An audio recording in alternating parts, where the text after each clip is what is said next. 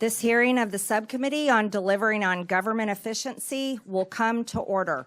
Welcome, everyone. Without objection, the Chair may declare a recess at any time.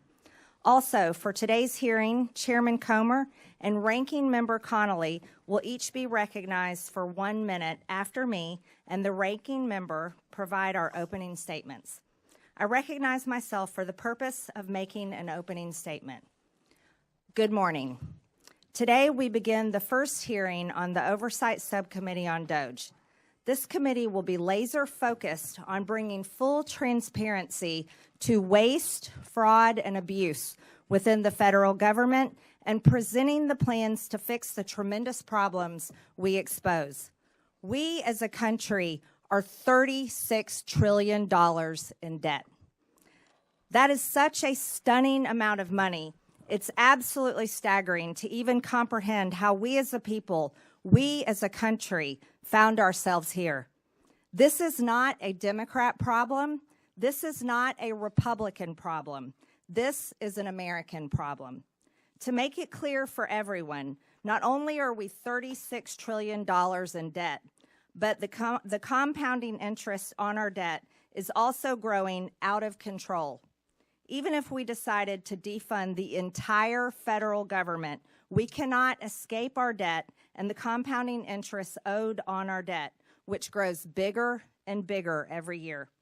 In 2025, interest payments are projected to be $952 billion, which is more than our entire military budget. In 2026, it will be $1 trillion, and by 2035, $1.8 trillion. Over the next decade, total interest payments are projected to be $13.8 trillion. These interest payments don't serve a single American. They don't build a bridge, a road, provide disaster relief, or fund a single part of the behemoth that is the federal government.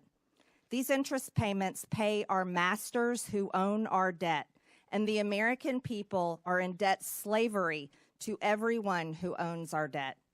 Our crippling national debt and massively growing interest on our debt will destroy us. Not destroy one political party or the other, it will destroy all of us together. It drives inflation, making life unaffordable for Americans struggling to financially survive. It is crippling small businesses struggling to be successful. Our massively growing debt and interest are the chains and shackles harnessed to every American and their children and every generation to come. But first, let us be brutally honest about how this massive debt came to be in the first place. It came from Congress and from elected presidential administrations. And I believe enslaving our nation in debt is one of the biggest betrayals against the American people by its own elected government.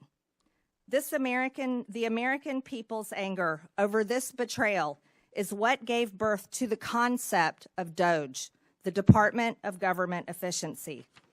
In fact, DOGE became a major part of President Trump's campaign and led to his overwhelming victory in November. Every day, Americans go to work. They run businesses. They have to earn their paycheck. No one guarantees it. And if they don't do a good job, they get fired. They also have to pay their bills, credit card debts, balance their checkbooks, and scrap and save every penny they can in order to plan for that rainy day and hopefully retirement one day. Private businesses only survive on hard-earned income by serving their customers so well that their customers pay them for the services and products they consume. If that business fails, its employees lose their jobs and paychecks, and the owners lose their business and everything they risked along with it. Many go bankrupt in this process and lose everything. No one bails them out. They only survive by excellent customer service and smart financial management. This is the real world that most Americans live, work, and survive in every day. This is the pursuit of happiness, and this is how you pursue the American dream. However, the federal government, government employees, and unelected bureaucrats do not live by the same rules as the great American people and private businesses. The federal government's income is the American people's hard-earned tax dollars, their literal blood, sweat, and tears. And taxes are collected by law at gunpoint. Don't pay your taxes and you go to jail. The federal government does not have to provide excellent customer service to earn its income. It takes your money whether you like it or not. And federal employees receive their paycheck no matter what. Whether veterans receive their benefits or not, whether your mail shows up or not, and whether your tax dollars are used to help Americans in need or are sent to foreign countries, for foreign people, for foreign causes. No matter how bad the federal government fails the American people, it still takes your money. It still pays its own federal employees, and it never, ever goes out of business. There are no consequences for bad customer service, total failure, and for enslaving the American people against their will in the ever-growing and future all-consuming national debt. Congress has a dismal approval rating that ranges between 12 and 20%.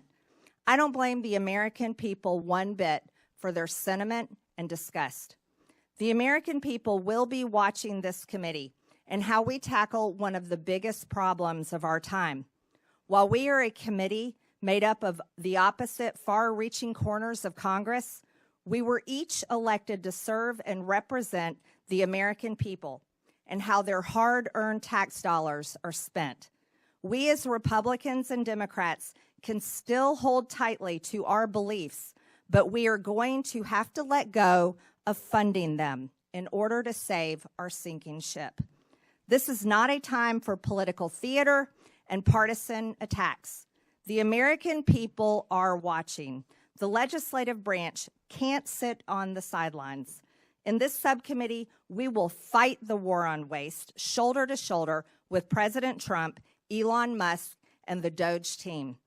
This week, we turn our attention to improper payments by the federal government, including in Medicaid and Medicare. I'm looking forward to what we find out and how to solve this crisis. I now yield to the ranking member, Ms. Stansbury, for her opening statement.